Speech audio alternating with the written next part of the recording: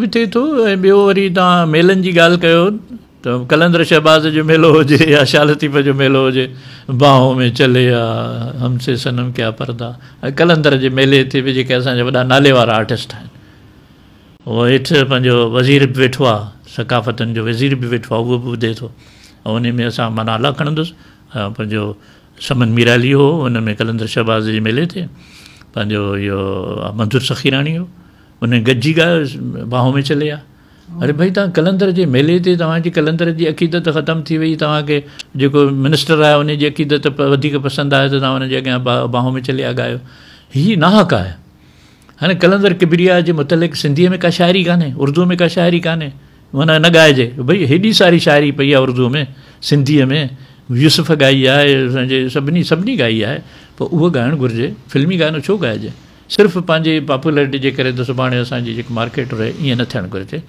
ऐं इहो ई सबबु हो जो मूं चयो त मां ॻाइणु छॾियां थो, छो त ॾिसो हीअ ॻाइणु इबादत आहे, ईअं कोन्हे जो ॻाइणु मुबाह बि आहे, हराम बि आहे, हलाल बि आहे, मकरूह खे कंहिंजी तारीफ़ करणी आहे या को इनकलाबी कमु करिणो आहे या कंहिंखे मैसेज ॾियणो आहे या को सुजागी करणी आहे, इहो तव्हां ते मुबाह आहे। बिल्कुलु तव्हां ते जुगाए थो त तव्हां माण्हुनि खे सुजागी वारा पैगाम ॾियो, ईअं नशे वारा या ईअं ग़लतान करण वारा, ईअं महबूब बाबा जा जेके हाणे त शाइरी बि ॾाढी ख़राबु थियण लॻी आहे, मिसाल नथो ॾियां।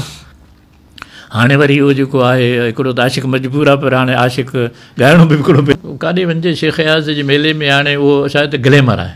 मूं हिकिड़े भेरे चयो त ईअं छो था कयो, चई त पोइ असां तदफ़ीन जो प्रोग्राम थोरो ई आहे। भई हाणे शेख अयाज़ जो प्रोग्राम तदफ़ीन जो प्रोग्राम न आहे त भला शेख अयाज़ खे त ॻाल्हायो न, तव्हां डांसी बि उते कयो था, तव्हां प्रोग्राम बि उहो सभु कयो था, उहे कलाम ॻायो था जेके पॉपुलर आहिनि।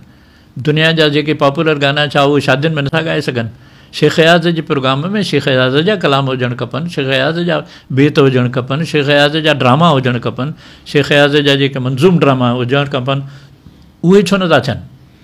पर हाणे मां एतिराज़ु करण वारो केरु आहियां? माण्हू जेके आहिनि उनखे हज़ारे माण्हू जेके आहिनि उहे उनखे पसंदि कनि था, छाकाणि त झूमनि था।